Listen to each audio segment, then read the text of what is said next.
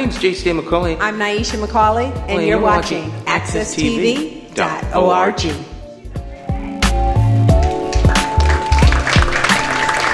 And thank you. The food is always excellent here. It's why we keep coming back. All right, we're going to start our PAC meeting. It's the Public Advisory Committee. This meeting is always open to the public, and I know there are some members of the public here today.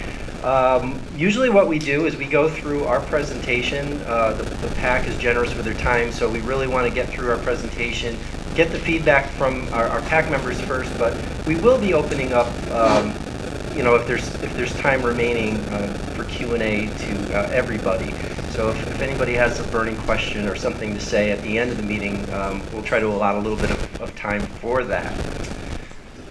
Basically what I wanted to do, I guess the first thing to start off with is to recognize a few new PAC members that are here today, or some of them are here today, I believe. Mary Falvey, who's Executive Director of the Hartford Preservation Alliance, is replacing Frank Hageman. There's Mary raising her hand. Welcome. Kurt Salmaragi from Federal Highway Administration, replacing Chris Hansen. Is Kurt here? I know I saw Dave. And Kurt's been involved with the project, so he's familiar with things.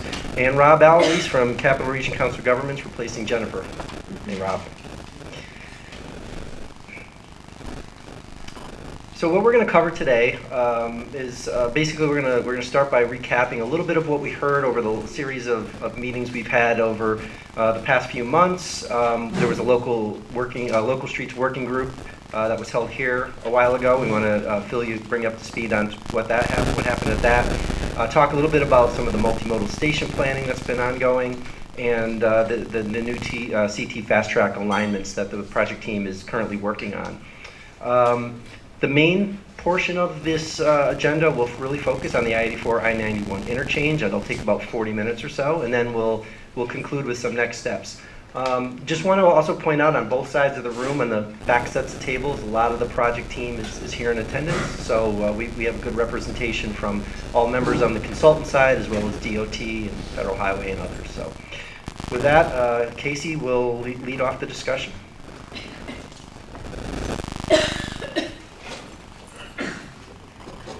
Thanks, Mike. Good afternoon, everyone.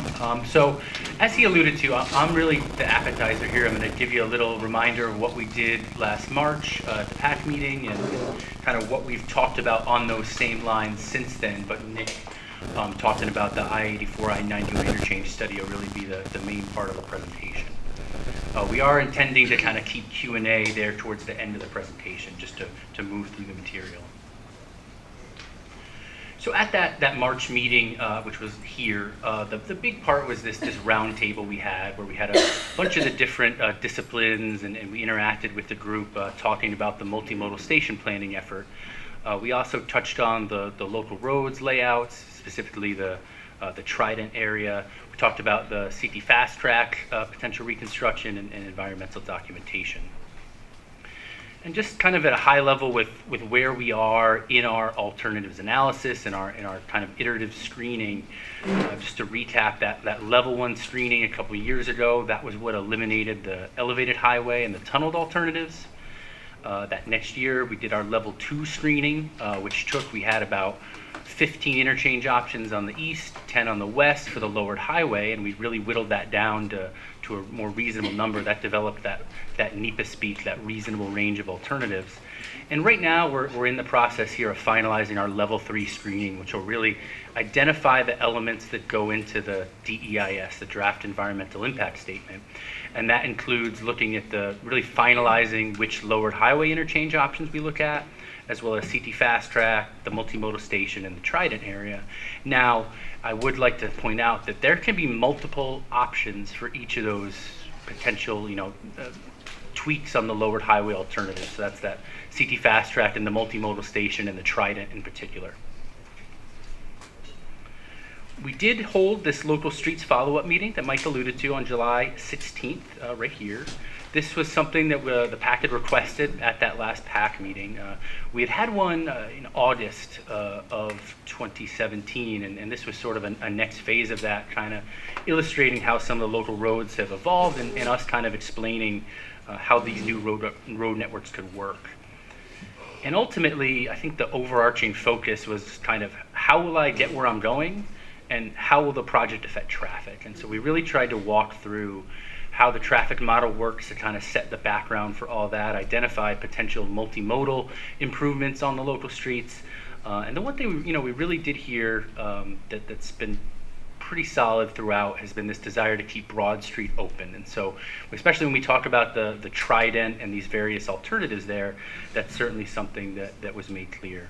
And we did kind of talk a little bit about, from a traffic modeling perspective, how much more work there is still to do before we get through the design process into construction, and kind of how far ahead we are of where some projects are at this DEIS level. So some of the things we touched on, we wanted to really clarify that the lowered highway would bring pretty significant changes to the ramp network. And with that, there's these opportunities to add local road capacity. So what's up on the screen now is the proposed lowered highway.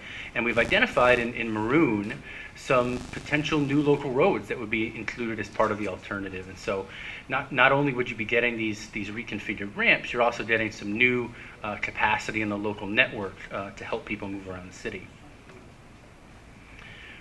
One of the ways we explained how the new interchanges would work are what we call these dispersion diagrams. So what we do is we have side to side. One example shows existing conditions, one shows a proposed interchange, and the blue colored arrows are really intended to convey how traffic gets to a specific ramp. And so we walked through these with the attendees at the meeting, and I think I'm fair in saying they were pretty well received, and it's a tool we plan on using as we go forward to help answer questions. The last really point of discussion was the Trident, something we've been talking about for a while. We just kind of reminded folks of where we stood. We did recommend that the roundabout be eliminated way back in November of 2017, so that's about 2 PAC meetings ago. We did convey at the March PAC meeting that we thought this Western Shift idea, which is where we were going to move the intersection of Farmington and Asylum about a block to the west, we thought that was probably a non-starter due to the additional property impacts it brings about. So we've kind of always, for the last 6 months, planned on carrying this Farmington Avenue extension, which is something that was brought to us by the city and their consultants, something we've now adopted as part of the lowered highway. And then this discontinuous Broad Street option we've always been saying that we'll be vetting those in the DEIS. Recently, and something we mentioned at that local roads meeting, was we've brought back onto the table what we call an improved Trident. So that really keeps the streets essentially in the same configuration they are today, doesn't close anything, doesn't make anything one way. But these new streets that we've added to the lowered highway, the Garden Street extension, the Farmington extension, we now think we have an opportunity to, with some signalization improvements, make those intersections work a lot better than they do today. So we've brought this improved Trident option back onto the table, and this is something we're now planning on looking at in the DEIS. Since the PAC meeting, we've been continuing to work on the multimodal station. So at that PAC meeting, we had kind of come to you with a recommendation that we advance a couple station concepts north of Asylum. We're advancing both option E1 and E3, and I will go through those here in a second. And what we've really been looking at is working on more about the relative differences between the two, trying to understand how they fit into our goals and objectives, and as we move forward, how we may eventually be able to get to one option. Just a quick refresher on what station concept E1 is. So just a quick overview of the map. We have Broad Street here at the left, which turns into Codswell. Here's Asylum Avenue running from left to right. This is that Farmington extension that comes down here. This new road would be constructed on the west side of Bushnell Park. Existing Union Station, here's Bushnell Park. The lowered highway would be under this proposed cap, continue up and around towards I-91. Eastbound off and on ramps located on that new Bushnell Park West Road. And then this is that Garden Street extension we've talked a lot about, and coming right down towards Spruce Street. So this option E1, and in fact both of the options we'll talk about, position the rail station right here on the north side of Asylum. This is kind of one of the defining conclusions we reached at that last PAC meeting. And then the difference between the two is really where the bus facility, which is really an inner-city bus facility that hosts some local bus routes as well, and a parking garage would be located. And so in this E1 concept, it's located just to the north side of Garden Street and would be constructed on a cap over the lowered highway. And the access to it would be down from Spruce Street. So I'm going to show, this was a graphic we had showed you last time, and I'm going to move to a 3D schematic. And before I do that, I just want to stress that at this point, we're not really trying to design the architecture of the station. In order to develop a 3D exhibit that really shows the site, we did give the building a bit of a shape and form, but the full design of that will happen kind of after this NEPA phase of the project. So it will look like a building, but it doesn't have to look like that. So this is a 3D schematic here. This does display that discontinuous broad option, but we have Asylum coming down here, Cogswell Street. We're looking kind of to the northwest. This is Garden Street extension coming down to Spruce Street. Here's that existing Hartford Union Station. So again, pivoting back to the proposed ideas, this is the rail station. So fronting on Asylum, but with access really on both Garden and Asylum. And this is that parking and bus facility. Now, I just want to point out that we've brought these to some of the operators and we've brought these to the city. One of the key points of feedback we got on this concept was these helices. And so the idea behind these was to construct a parking garage that had flat floors, moving the vertical circulation outside the building.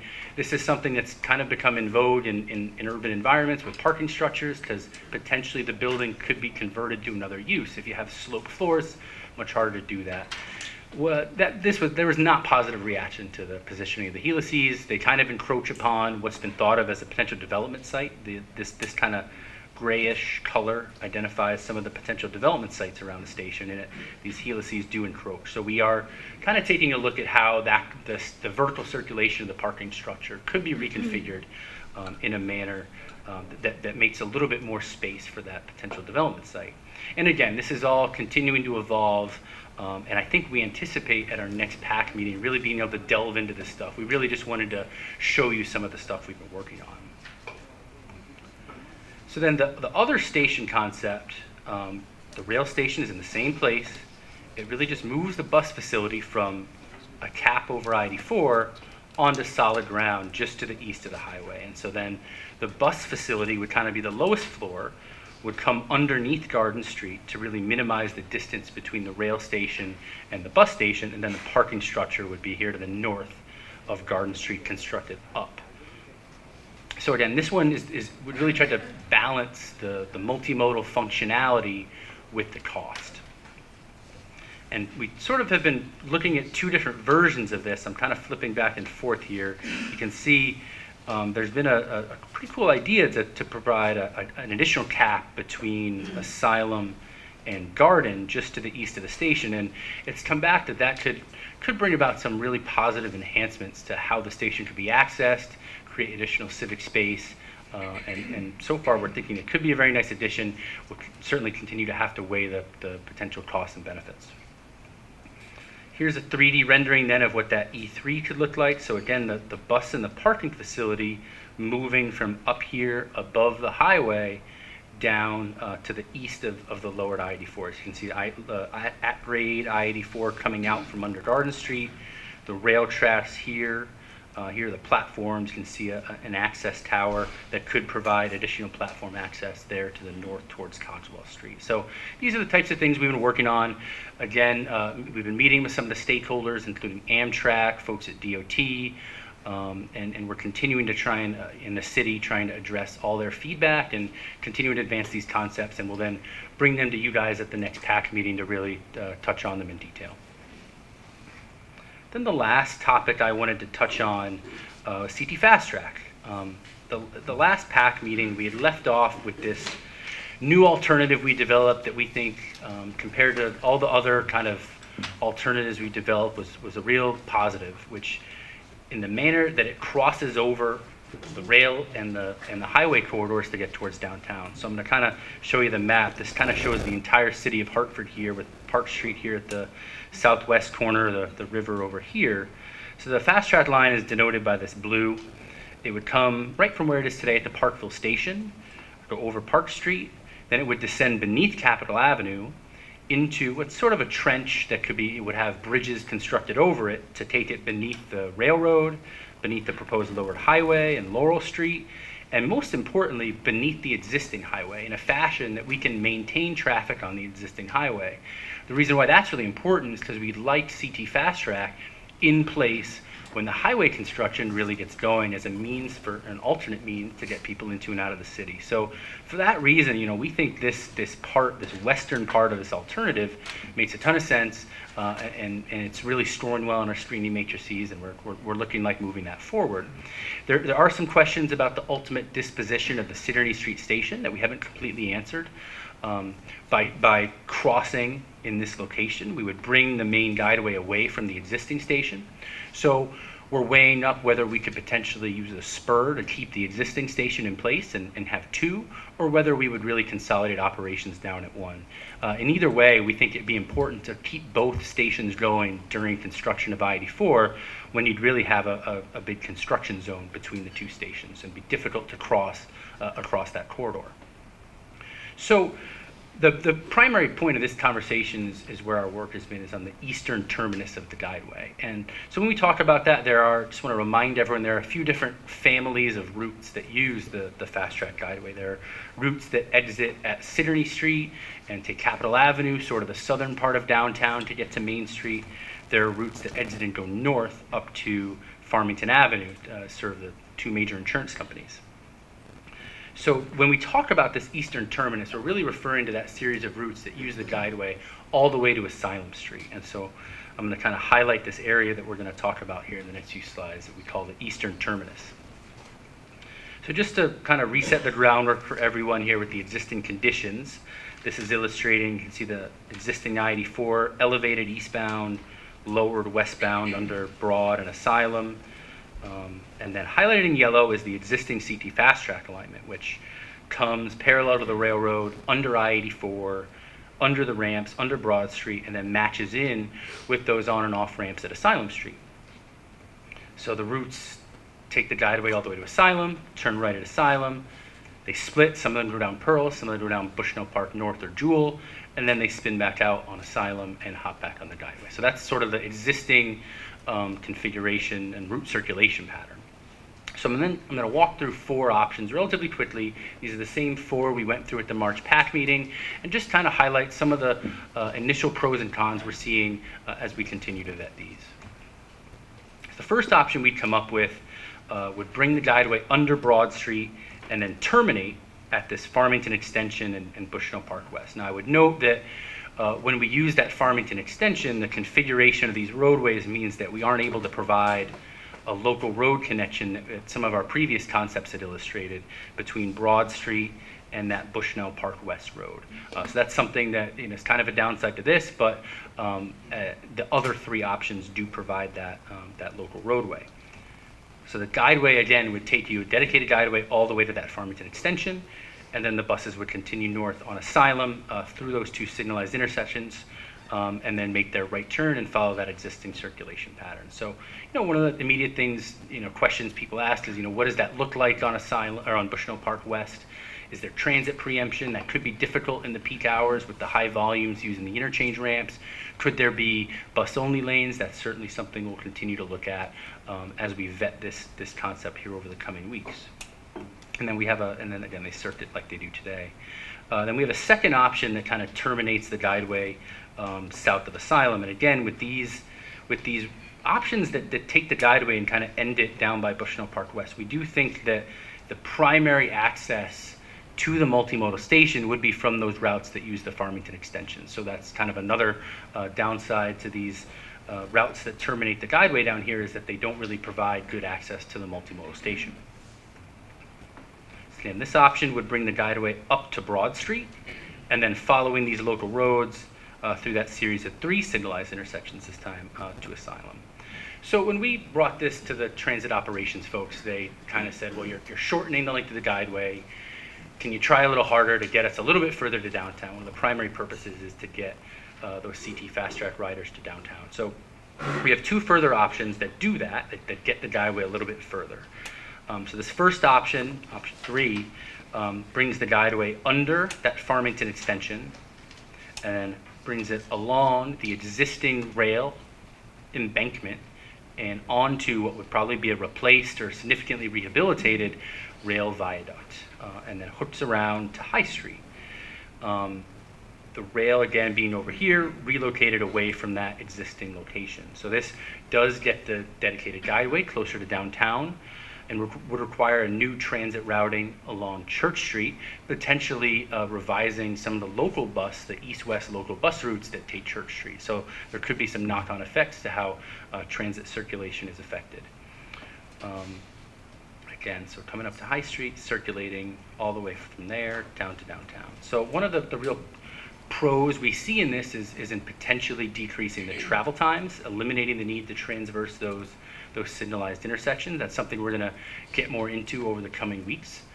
We are also trying to work closely with some of our key stakeholders, the city, some of the urban design consultants, to vet this option, to see if there are others that could perhaps reach those same benefits. Then that fourth final option would be a tunnel that would bring the guideway west of Flower Street down into a kind of tunnel condition that would bring it below all the local roads, so Broad, Farmington Extension, Asylum, and below the I-84 on and off ramps before coming through the area of the multimodal station out onto Church Street. So one of the challenges with this is the grade that guideway would have to be at. It would be very low, just to get beneath these two ramps, and it would actually have to be a floor below the main floor of the bus facility. And obviously, being a tunnel, it does carry some additional costs, maintenance concerns, ventilation. So those are all the things we're trying to vet as we look at this option. So again, guideway in a tunnel parallel to the highway brings it up to Church Street, so you get that same kind of benefit of avoiding those signalized intersections, and then circuiting downtown. And these aren't necessarily all the options we can look at. Bill Matarsky and Tony brought to our attention another idea that we're going to look to vet through over the next few weeks. And we certainly understand that there are many considerations at play here as we continue to vet these and weigh the pros and cons. And operations of the fast track are extremely important. Travel times and how it works in that temporary condition. Remember, the highway would likely be under construction for 6 to 10 years. So it really ensuring that it works well during that time is important. Then we have the various NEPA elements dealing with the historic rail elements as well as Union Station, and our general concerns that we look at with the various project screening, building, property impacts, costs, and then certainly the goals and objectives that we outlined in our purpose and needs statement, which really looked at knitting the city back together and those types of elements. So with that, so again, no decisions have been made. We do envision our next PAC meeting really focusing on this topic. So with that, I'm going to turn you over to Nick Mailer to talk about the I-84 I-91 interchange. All right. Good afternoon, everyone. I'm Nick Mailer, and I'm here to update you on the progress we've made on the I-84 I-91 interchange study. So last time you heard about this was probably in PAC 16. We also discussed it earlier in PACs 15 and 14. And when we had those meetings, we talked about the existing deficiencies of the interchange and the surrounding street network, and also introduced a couple conceptual corridors. There are a lot of new faces since then, and it's been a long time, so I want to revisit some of that information just to make sure we're all up to date. First off, why are we looking at the interchange? You see in gray there, that's the limits of the construction of the I-84 Hartford project. But the traffic study area for the I-84 Hartford project actually extends a lot farther in both directions and includes the 84-91 interchange. So when we were doing traffic analysis of the freeway, we quickly found that the interchange itself was a bigger bottleneck than 84 on the viaduct. And we've heard the same thing from many of you. So because of that, the DOT initiated a study completely separate from the I-84 Hartford project, which we're going to talk about here. The study is very conceptual level. It's just looking at the feasibility of some concepts for what we could do to help solve the deficiencies at the interchange. It's funded by the Federal Highway Administration, and it is completely separate from the I-84 Hartford project. Anything that you see here, any concepts, do not obviate or diminish the need for the I-84 Hartford project. I'd also like to point out that this is in a similar state as the hub study. It hasn't gone into NEPA yet, so There may or may not be a project depending on whether funding is available at the next step. So what kind of deficiencies do we have here today? It's actually similar to the i84 Hartford project in that we're looking to address traffic operations and safety deficiencies as well as mobility deficiencies. But whereas the primary goal for the i84 Hartford project was to address the structural deficiencies of the viaduct, in the case of the interchange study, congestion is the #1 goal. Let's look at the interchange itself for a minute. It's the busiest interchange in the state. It has 275,000 vehicles a day. That's even busier than the interchanges on I-95 down along the coast. And it's of a similar vintage to I-84. It was designed in the 1950s, it was built in the 60s, and even though it was revised somewhat about 30 years ago, it still has a lot of old design features. For example, you have the left-hand ramps, you have design speeds as low as 25 miles per hour. In a lot of places there are no shoulders at all. A big part of that is because of how constrained it is. It's built right between downtown on the west and the river on the east. Partially as a result of that, we have a big bottleneck here. For dozens of miles in each direction, I-91 and I-84 both have 3 lanes in each direction. It's only when they get into Hartford and approach that interchange that it drops down to 2 lanes in each direction. It's exactly where we have the highest demand too, so that's why it's the big bottleneck. In fact, the American Transportation Research Institute has singled it out as the biggest bottleneck to freight movement in Connecticut and the second biggest in New England. That's because of the low speeds throughout the peak periods, and on top of that, there aren't any good bypass routes for that freight traffic. If we look at the speeds on the freeway, red here is speeds below 30 miles per hour in the PM peak. There's an awful lot of it, and much of that is due to the interchange itself. As part of the I-84 Hartford project, there will be operational and safety improvements. However, that won't add any capacity in this area by design. So it wouldn't do anything for the traffic that's approaching the interchange and is stuck at that pinch point. Meanwhile, we also have a high crash rate in this area. Similar to the I-84 viaduct, the crash rates at the interchange are over twice what they are in the surrounding segments. Then if we go into mobility, which is our third deficiency, right here we could see the Bulkley Bridge. This picture was taken about a century ago.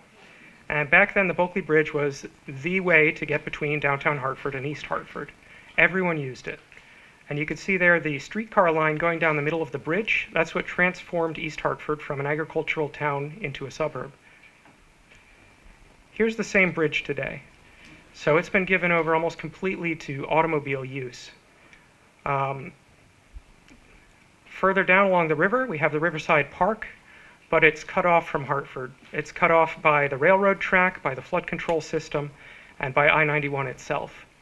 The river is an integral part of Hartford's history, and the Riverside Park could be a great venue for multimodal transportation, especially active transportation, if it were better connected to the city. While we're on this slide, I would like to point out on the left side of it there, you can see the flood control system. There was a recent study that recommended making repairs to the flood control system. These repairs could be done at any time. They would be a completely separate project from what we're talking about here, and they don't require any freeway work at all.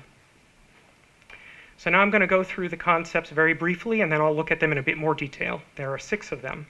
The first one is the no build, which is just keeping everything the way it is today. The second one is existing corridor, which is rebuilding the interchange in its current location. The third one is southern corridor, which would shift I-84 to the south. The fourth is the northern corridor, which would shift I-84 to the north. The fifth is the eastern corridor, which would move I-91 across the river into East Hartford. And the sixth is the tunnel corridor, which would put I-84 and I-91 in tunnels to bypass Hartford. So looking at the no build, you're all very familiar with the concept of a no build by this point. All it does is keep the existing interchange in a state of good repair. But because of that, it doesn't address any of the deficiencies. On the other hand, it doesn't have any impacts.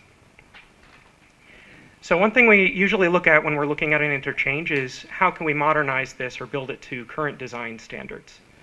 In this case, what that would require is moving the ramps to right-hand ramps rather than the left-hand ramps we have today, and increasing the speeds on them to about 40 miles per hour. It would also require, in addition to that third through lane in each direction, adding shoulders. Unfortunately, there's not a lot of space here, and adding those ramps would require 2 new bridges across the Connecticut River flanking the Bulkley. On top of that, the Bulkley Bridge itself would have to be widened in order to handle this. And of course, there would be property impacts as well. As a result, we don't feel that this addresses the deficiencies. It might have some impact on congestion reduction, but at the same time, it would be pretty bad for mobility. Now, looking at the southern corridor, I'll look at this in a bit more detail here. I-84, coming into the city from the west, would enter a tunnel down here in Parkville, go below the Behind the Rocks neighborhood, beneath the southern part of the city, and then reemerge over here in Coltsville. There would be a major interchange with 84 and 91 in Coltsville. Basically, you'd be taking the existing 84-91 interchange and moving it on top of the 91 Route 15 interchange. Then I-84 would continue across the river on a widened Charter Oak Bridge. It would have another major interchange with Route 2 in East Hartford. That's taking the East Hartford Mixed Master, the I-84 Route 2 interchange, and moving it to the southeast. Unfortunately, in order to accomplish this, Route 2 and I-91 are right on both sides of the river. There would be no way to build two interchanges if we kept Route 2 or I-91 in their current locations. So as a result, in order to manage an interchange here, we would have to move Route 2 to the east, right on top of where Main Street in East Hartford is today. So that's an extreme impact. On top of that, within the tunnel section itself, you might think there would be no impacts, but anytime we have tunnels, we also have to think about ventilation plants, we have to think about vibration during construction, and we have to think about cost.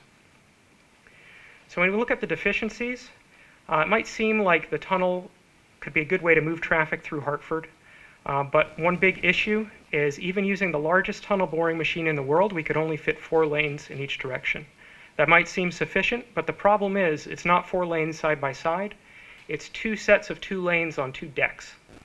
So because of that, it wouldn't match in very well with the interchanges on either side. As a result, it'd be really tricky to get the operations to work correctly on this. In addition to that, within the tunnel, there would only be room for 3-foot shoulders on both sides of the travelway. So that means anytime there was a fender bender or someone running out of gas or a tire popping, that would effectively shut down I-84.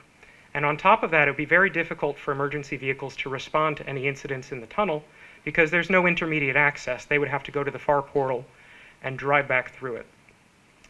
Anyway, this southern corridor concept does not appear to address the deficiencies that we're looking for.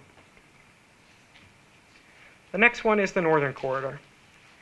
So this would take I-84 right around Union Station, and instead of curving around to go between downtown and downtown north, it would go alongside the existing railroad track, underneath Main and Albany, go up just to the west of the Xfinity Theater.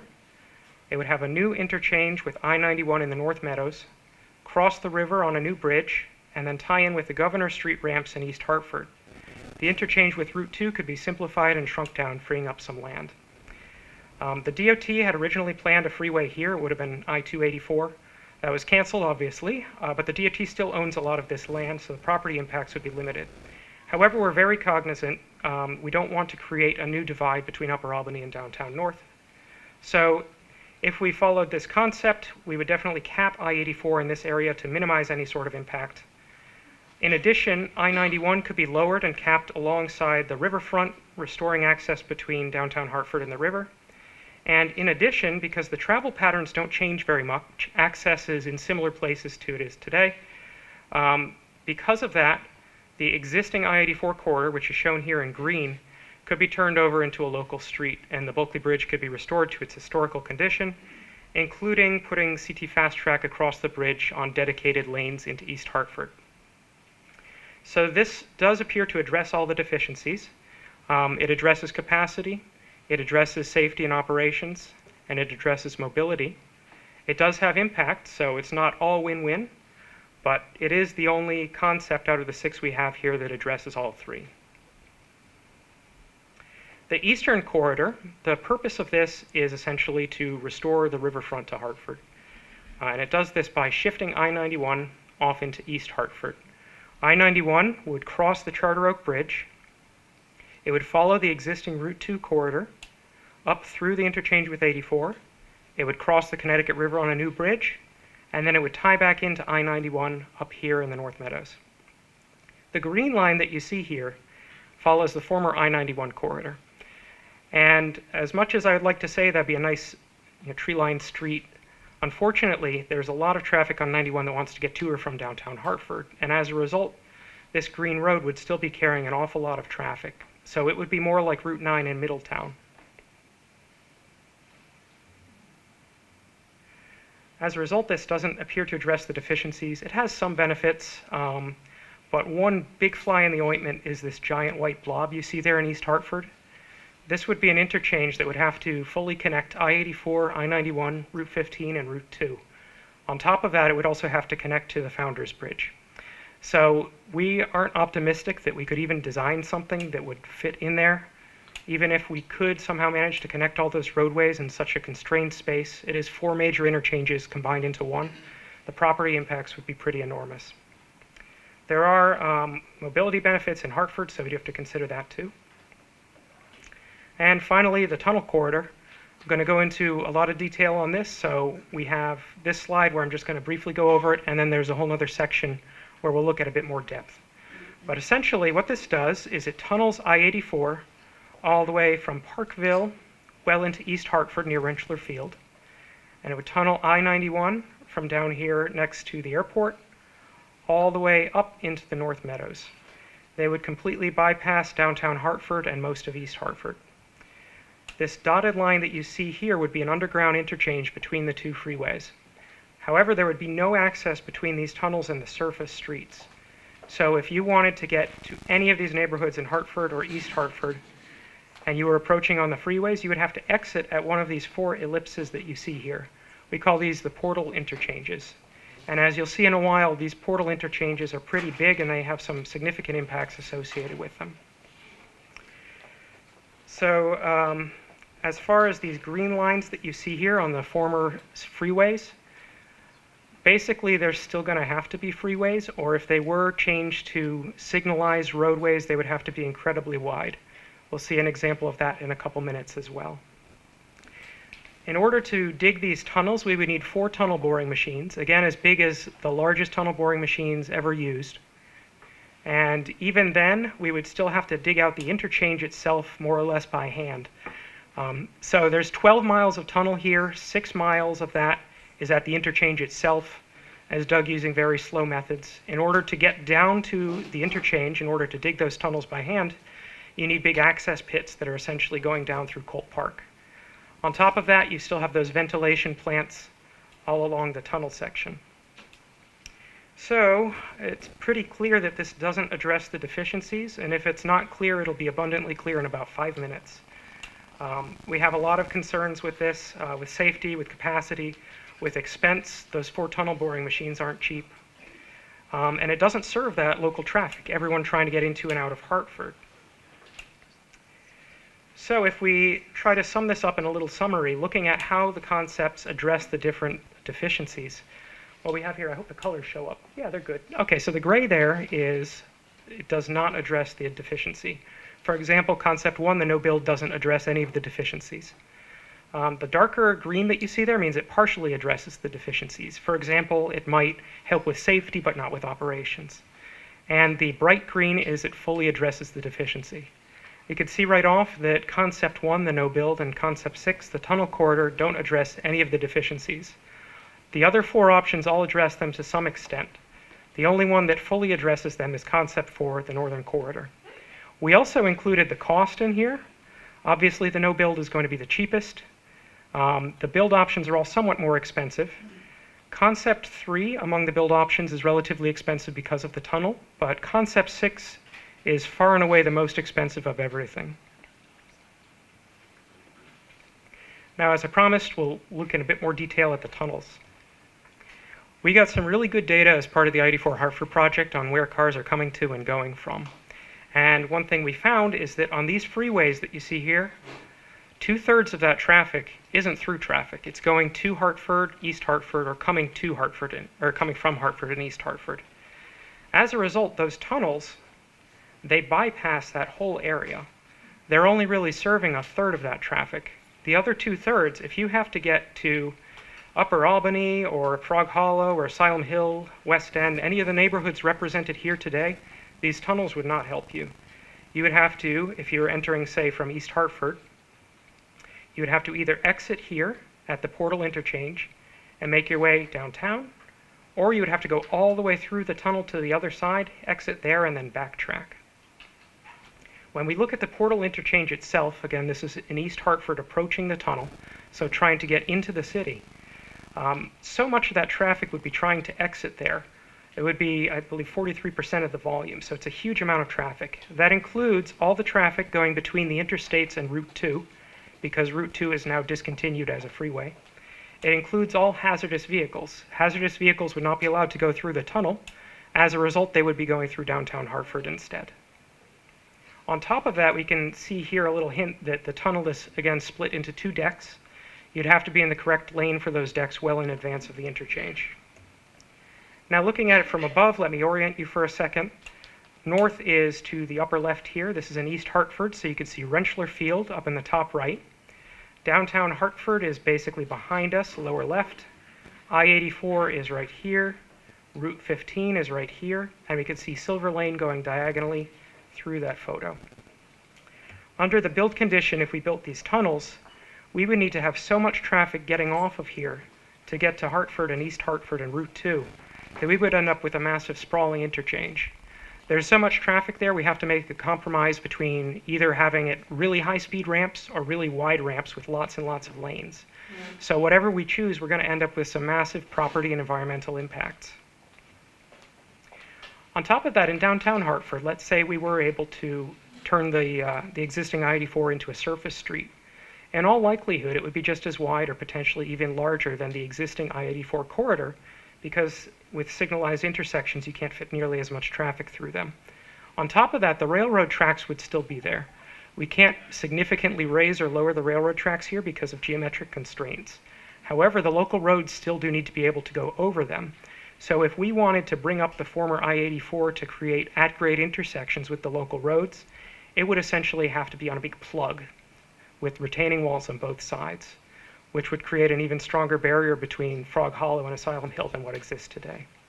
On top of that, if you can imagine being a pedestrian and having to cross 12 lanes, say, that's pretty intimidating, and we think that would be bad for mobility. As for inside the tunnel itself, on the right here, you have the tunnel boring machine.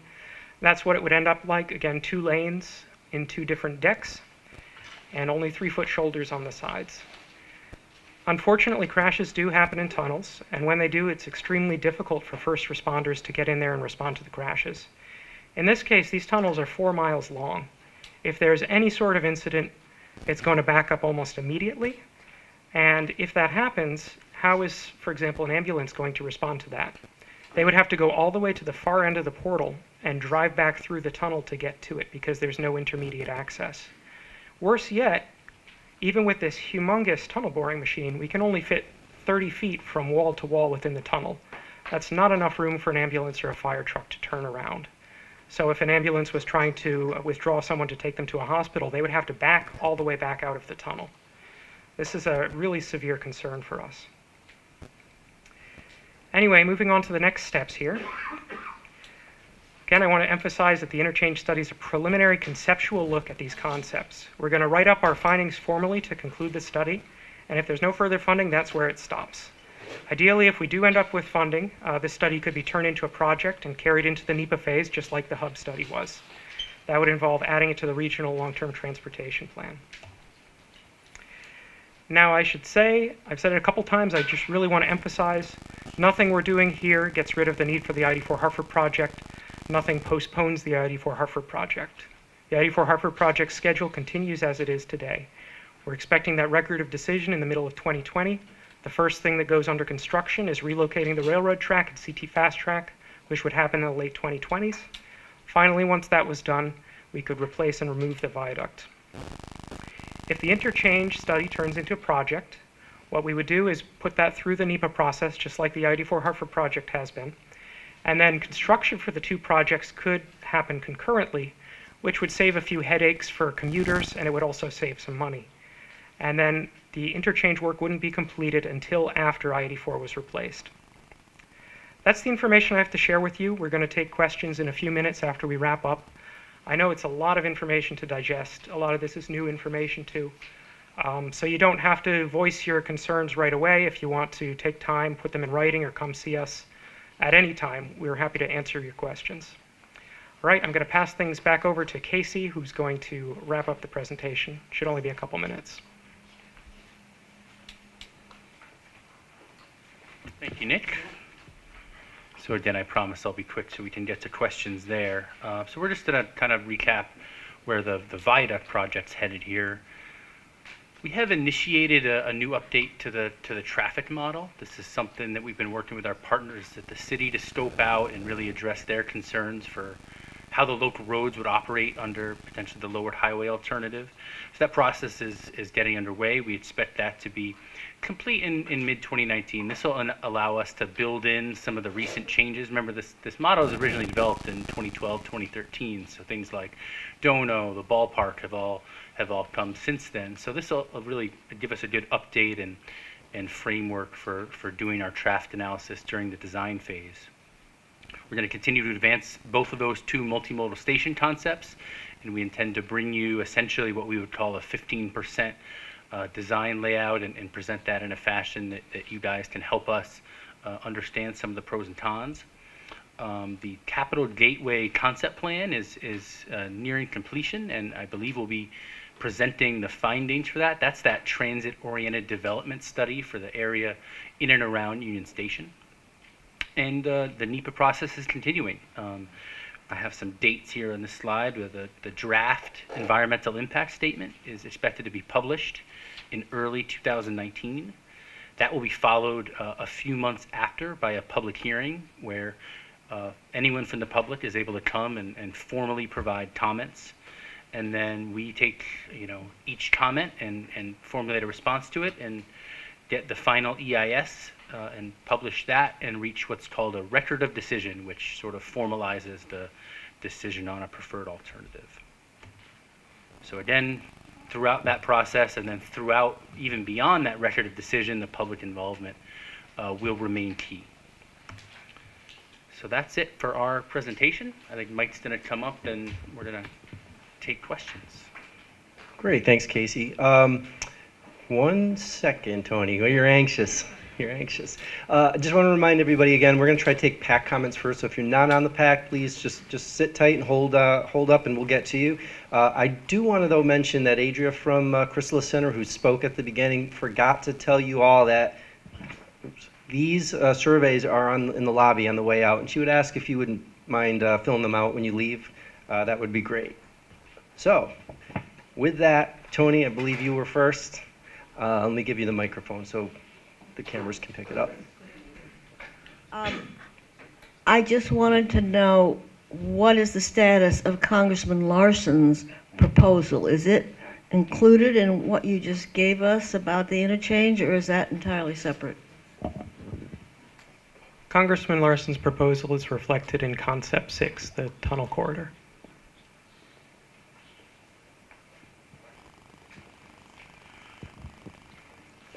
Well, I'm speaking for myself, and I've been involved with this for several years now, worked with a lot of good people on putting together what currently sits before this body, but I have often said in these meetings that this is an interstate highway project.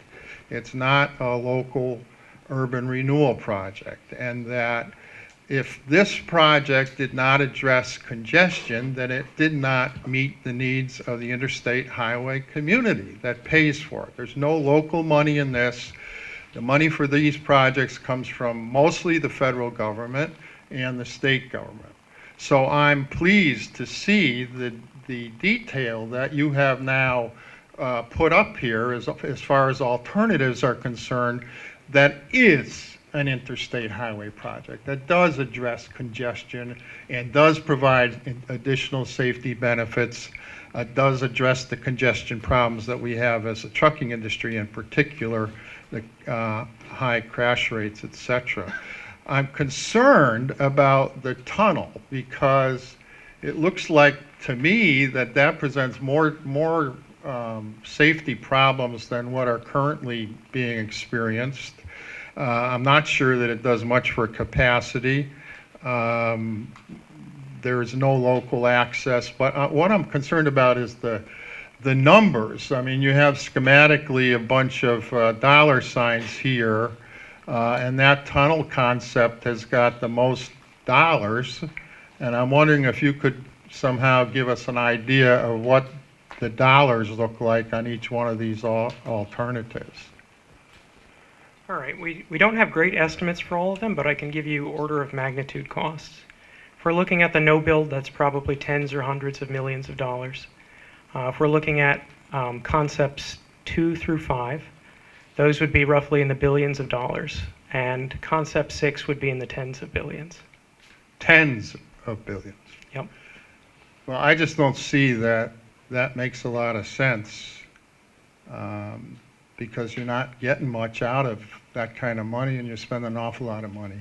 So I'm pleased and satisfied that you are now looking at an interstate highway project that will be funded with interstate highway funds and will address the needs that the interstate highway community has.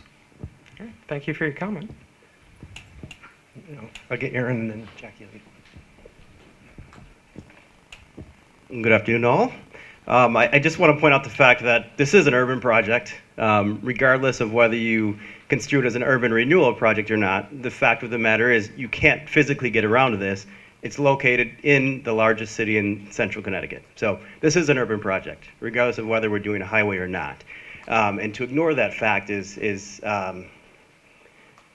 ignore that fact, I think, is very short-sighted. And the reality is, study after study has shown that if we try to build our way out of congestion by increasing the size of highways, we just build right back into that congestion very shortly after that. So to accomplish what Mike is talking about is short-sighted at best. Really, what we need to do to get around congestion is not build bigger and better highways, but to encourage more folks to live in these cities and not have to be on top of a highway. So I think it is very critical to just remind everyone that this project is taking place, again, in the heart of what is truly the largest financial asset that central Connecticut has. And that's not often said about the city of Hartford, but everyone in this room needs to remember that the largest financial asset that the entire state of central Connecticut, entire central portion of the state has is the city of Hartford. And to ignore that when we talk about the cost of this project is naive. Again, naive at best. All right, thank you, Aaron. A couple of things. The tunnel, I really have to look at it again, because I thought we opted out of a tunnel because you had one way in, one way out, and all the things that you bought. And how could you build a tunnel where you can't get an ambulance in there? That's 50 years from now, somebody will think we're all brain dead if we do something like that. And I always think about that, what it seems like to make sense today. What will our next generations think we were doing? So, I mean, you'd really have to, I have to really go through that tunnel thing again.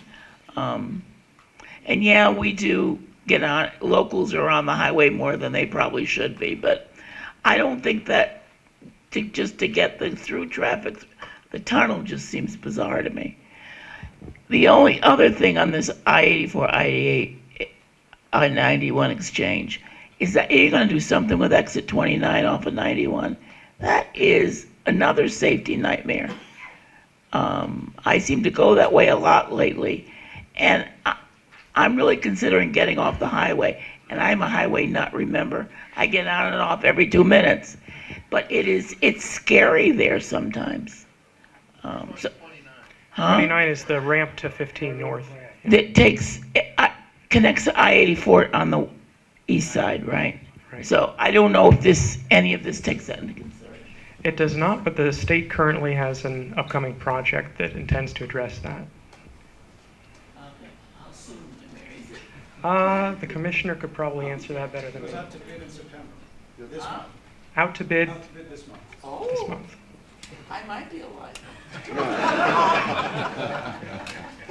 Okay. All right, thank you for your comments. And are we, I mean, I guess the thing is, are the considerations of safety issues and the size of the tunnel bore and all that, I mean, are they serious considerations? Or are they just light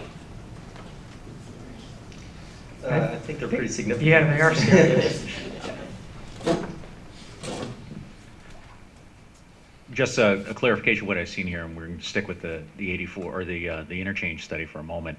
It appears that option of the northern passage also incorporates all of the work that's being done on the viaduct. So everything that would be done on the viaduct becomes plug into the northern option, essentially. That's correct. Every concept that you've seen here still would require the i84 Hartford project in some extent. That's the one that ties in the most directly with it. Exactly the point I was getting to. And I'd also like to say that the tunnel issues that you're bringing up from the public safety standpoint, if you don't have shoulders, don't even consider it. If I can't get a cruiser through there with traffic completely stopped up, don't even consider it, because it's all it's going to take is my one trooper to go to the other side, and we're telling him to come in the wrong way, and one person figuring out how to get around it. And now we've got a head-on situation of when we're trying to plan on vehicles coming in the wrong way. So if you can't get vehicles around in emergency lanes, I wouldn't even put it on the table. All right, thank you. I just had a question, Nick, because the tunnel you showed, we could do 4 lanes per direction, but they'd be split to upper and lower level. Given that a lot of the traffic would still be heading to downtown via a surface road along the current i84 alignment, is it possible to get away with just 2 lanes and really wide shoulders? All right, that's a great question. Basically, the lower 2 lanes would not serve that 84-91 interchange. They would go all the way through the city. So if you were coming in on I-84 and you got in the lower 2 lanes in that tunnel, you would not have access to anything until you got into West Hartford. And those lanes would operate very smoothly. The reason why is because it's a very small percentage of that through traffic. And I said a third of the traffic wants to go through the city. A lot of that is going between the freeways too, between 84, 91, and Route 2. So that's not even using that lower deck. Anyway, I might be able to make that work with 1 lane. However, the other deck that serves the interchanges would be far over capacity. The reason for that is you take the traffic, for example, that's using the Charter Oak Bridge today, and now that has to fit in a single lane ramp going between 84 and 91. Not just that, that traffic has to use the entire stretch of 84 in that tunnel, that 2-lane section approaching it and leaving it. So as a result, basically, the lower deck would be great, and we could do with 1 lane. The upper deck, 2 isn't enough. Great, thank you.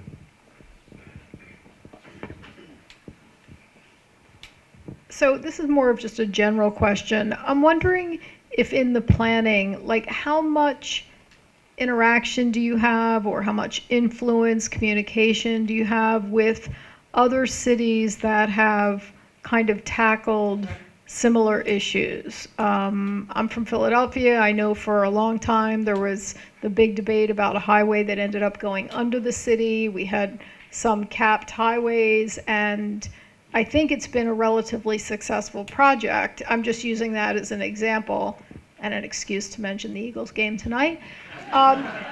But seriously, I'm just thinking that these are problems that probably a lot of major cities have and have tackled in different time frames. And I'm just wondering if you ever get together and say, like, let me save you some time. This really worked for us. I think the last time that we met and presented the interchange study, we talked about examples in other cities. One of the really good big examples is Providence, where I-195 was relocated. And that made a big change, and it also opened up a lot of new land for development. So we looked into what they did there. We've also talked with agencies that have used tunneling, made sure to get their opinion on things and see how it worked out for them. There's certainly always room for more communication. As I recall, one of the pieces of information we got from that was the level of traffic in Hartford versus some of those other locations. And I think with the exception of the Big Dig, this was sort of the highest by far traffic condition. Seattle, Providence, none of those even came close. Isn't that correct? Right. And if you're wondering what the number 2 or the number 1 bottleneck in New England is, that's basically the Big Dig, I-90 at 93. Okay. Good afternoon. I'm here for Tony. My name's Raul Irizarry. I'm with Transport Hartford. But my question is with the interchange or the exchange with the 4th option going through downtown. Going off of what Aaron said, as it being kind of like an urban project as well. How would that not affect the north end of Hartford as the highway does now? I understand you're going to cap it, as well as while it's getting built. And those are probably studies later on, but if you can talk a little bit more on that. Sure. Yeah, that's an excellent question. And you're right, this is a pretty preliminary level right now. We've just been looking at basically identifying the impacts and a brief look at how we might help to mitigate or avoid them. But in this case, capping seems to be a good answer. The railroad track is already there, and it looks like we can move the railroad track to the edge of its right-of-way and build the freeway next to it without having to impact at least any buildings. So as a result of it, I don't think the construction impacts would be huge. Obviously, capping would be a big part of that. Meanwhile, up in the North Meadows, there really aren't any residences. It's more businesses there. Did that get your question?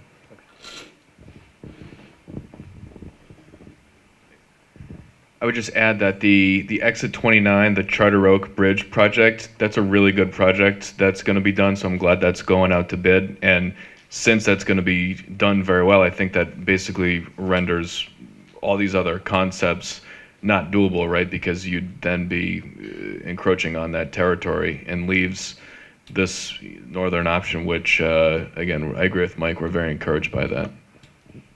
All right, thank you. Do you mean since they're going to be fixing the Charter Oak, the other options would necessitate a replacement of that and kind of throwaway work? By looking at the maps that you had up there, yeah. If there was going to be, yeah, I mean, let's have this great project that they're going to put out to bid. Go ahead. It's gonna add capacity, ease congestion. Let's not mess with that, and let's stick with the northern route. Okay, understood. Thanks.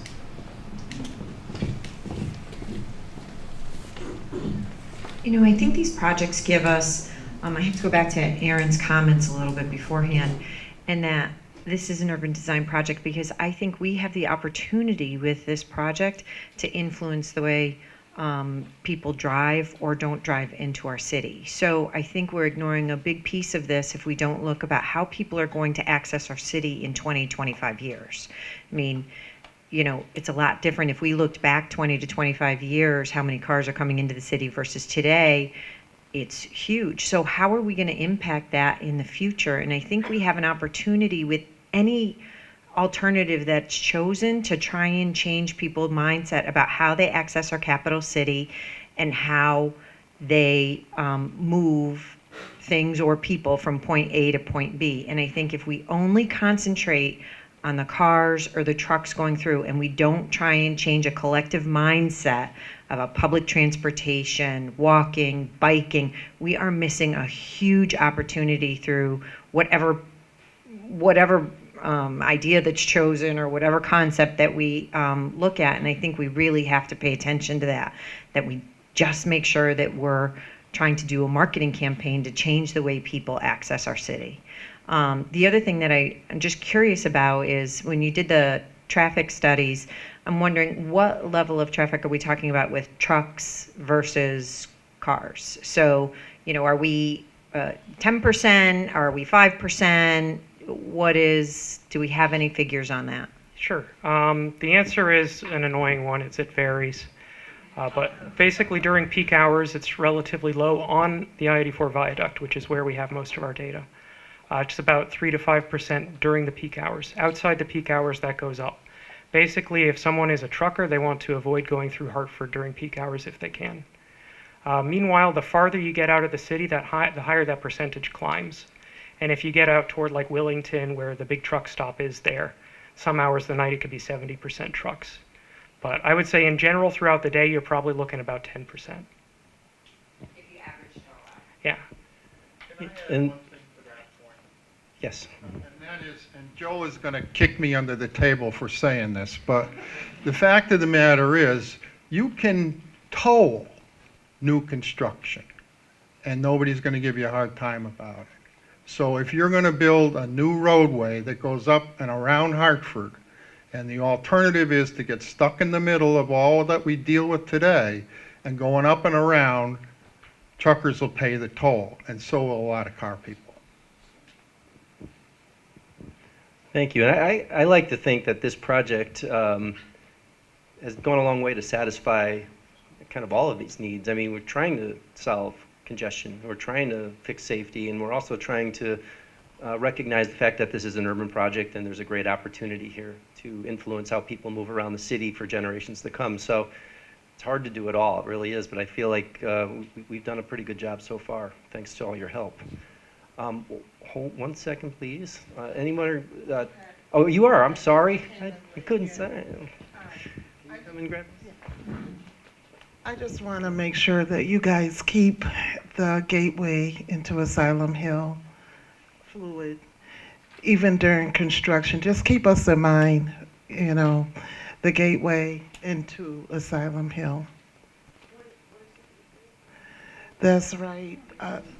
What is it? Right down Asylum? Right by the... Well, yeah, let's keep it open. Because that's the only way right now, if you're coming from downtown, off any ramp that you create is gonna, you know, you wanna make that nice and fluid. Yeah, right there. I just don't want it to get lost in all these other plans. And I didn't talk to Paul, but are we still working with the Hartford on their plan on any level? I'm just the traffic guy. I don't work all that. Okay, I know. Yeah, no, Paul and I were just talking earlier. I think they've been developing some additional plans, and I'm sure, you know, we'll be meeting with them in the near future. We're definitely continuing to kind of work with them to develop the right solution for Asylum Hill. Okay, very good. Thank you. Thanks. Other questions from the pack? No? All right. Well, anybody in the back who's not a PAC member, care to comment? Is this PowerPoint going to be on the website? Yes, it is. Okay. We actually are doing really well on time. So, I mean, if there are no other questions, we're going to still be here for a little while. If you want to come and speak with us informally. You have one question back there. Happy to do that. Oh, okay. I heard the vague numbers of tens of millions or hundreds of millions. Do you have any numbers that are a little more definitive than that? Not at this level, we don't. It's still very preliminary. Billion. Yeah, it's a B. I think right now it's orders of magnitude. It jumps up by orders of 10 to 20 times, you know, what the previous alternative would be. So when you go from 100 million to 10 to 20 billion, that's a pretty substantial jump. Actually, I have a question along that topic, which wasn't, I think, addressed, which is the money aside, how about the time of construction? That's a great question too, and it's another one that depends on if we choose a concept, if we head right into NEPA, how long that takes, what kinds of impacts there would be. So I can't give you a good answer for that one. The i84 Hartford project, we've been working on this now for 5 years since I've been here, and even longer than that before it started the NEPA process. It'll still be a while yet before we're in construction. And from the tunnel, I mean, I know we don't know exactly, but you know, you can bore a tunnel, but my understanding is the real time is going to be in constructing that big interchange because the tunneling machines can't make, you know, tight corners, so it's going to have to be dug out manually. Yeah, and that, again, is a matter of how many different groups of people you have digging it, but basically they only dig about 2 feet a day. So that is going to dictate how long your construction takes, if you can imagine digging 6 miles of tunnel at 2 feet a day. Okay, good, thanks. Did that spur any other questions or comments or thoughts? All right, if not, thank you all for your participation today. We'll be here for a little while.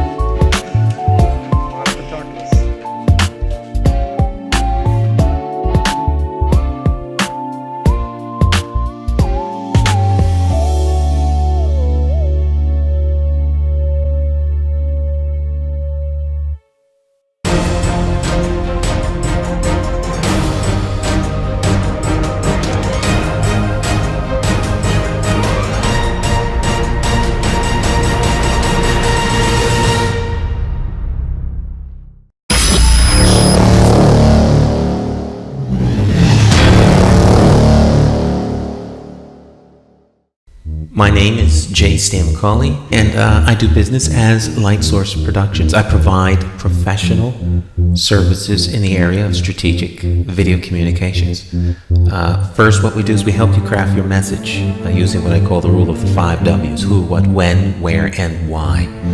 We do event documentation, content acquisition, full-scale productions, editing, and of course distribution through our social media television network. And with social media, video is more important now than it has ever been. Whether you're talking big business, small business, nonprofit, church, or just an individual. Let's say you plan you're planning an event, a wedding, whatever the case may be. But let's say a big event, but no video. And you spent all this time, all these hours to put this event on, and maybe 100, 200 people attend the event. But more important than that is that thousands could attend by watching it on social media. But of course, you don't think about this until after the event is over. You can't afford not to capture it for social media. And despite what people think, I am affordable. Give me a call. Let's plan your next video project and share it with the world on my social media television network. I promise you that you will have the attention of one person, me.